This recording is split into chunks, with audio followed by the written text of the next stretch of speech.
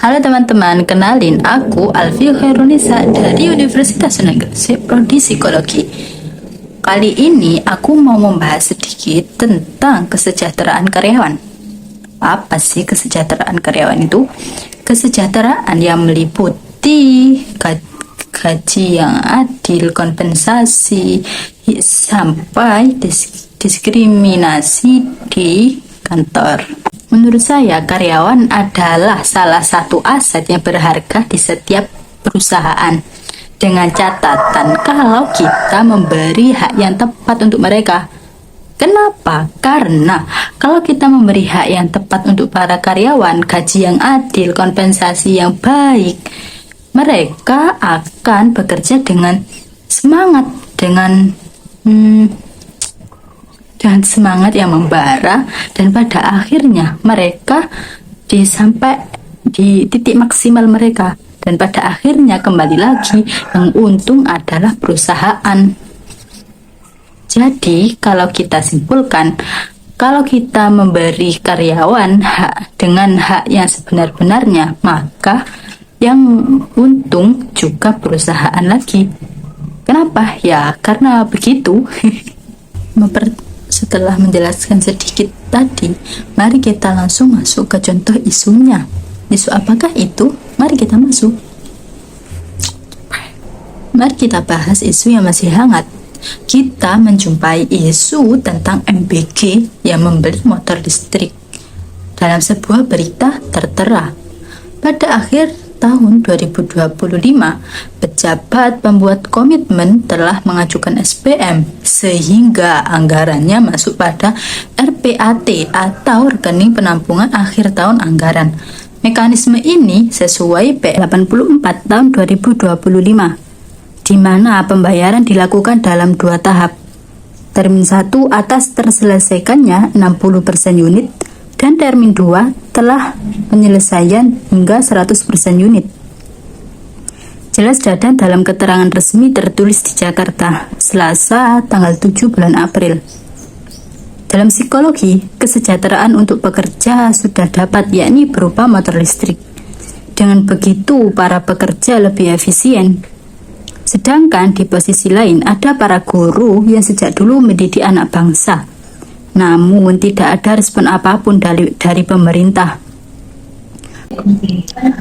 Bahkan kesejahteraannya pun dipertanyakan. Dalam artikel dijelaskan, Abidin mengatakan nasib guru madrasah memprihatinkan. Bahkan ada yang masih menerima honor sekitar 100.000 per bulan. Ia meminta Kemenak memastikan data guru yang mengalami kondisi tersebut. Miris bukan? Mereka para guru yang mencerdaskan bangsa, bahkan tidak mendapat kesejahteraan yang utuh. Kenapa? Apakah karena para guru pekerjaan mulia, jadi tidak perlu digaji? Mereka juga manusia yang butuh uang untuk bertahan hidup. Mereka ikhlas, namun kami berharap keikhlasan mereka mendapat imbalan yang setimpal. Salah satu solusi yang dapat ditempuh untuk mengatasi kesenjangan kesejahteraan antara tenaga MBG dan guru adalah dengan menetapkan standar kesejahteraan yang merata bagi seluruh tenaga pendidik tanpa membedakan status kepegawaian. Standar kesejahteraan tersebut mencakup pemberian penghasilan yang layak dan stabil, yang setidaknya mengacu pada upah minimum regional, sehingga mampu memenuhi kebutuhan tenaga. Selain itu, pemerintah juga perlu menjamin akses yang setara terhadap program jaminan sosial, seperti jaminan kesehatan, jaminan ketenagakerjaan, serta perlindungan di masa tua. Dengan adanya standar kesejahteraan minimum yang adil dan merata, diharapkan kesenjangan antara tenaga MBG dan guru dapat dikurangi, sehingga seluruh tenaga pendidik dapat bekerja secara optimal dan berkontribusi secara maksimal dalam meningkatkan kualitas pendidikan. Kutipan tersebut menegaskan bahwa kesejahteraan merupakan elemen fundamental dalam membangun tatanan masyarakat yang adil dan berkelanjutan. Dalam konteks pendidikan, kesejahteraan tenaga MBG dan guru tidak hanya berdampak pada individu yang bersangkutan, tetapi juga berimplikasi langsung terhadap kualitas proses pembelajaran dan hasil pendidikan secara keseluruhan.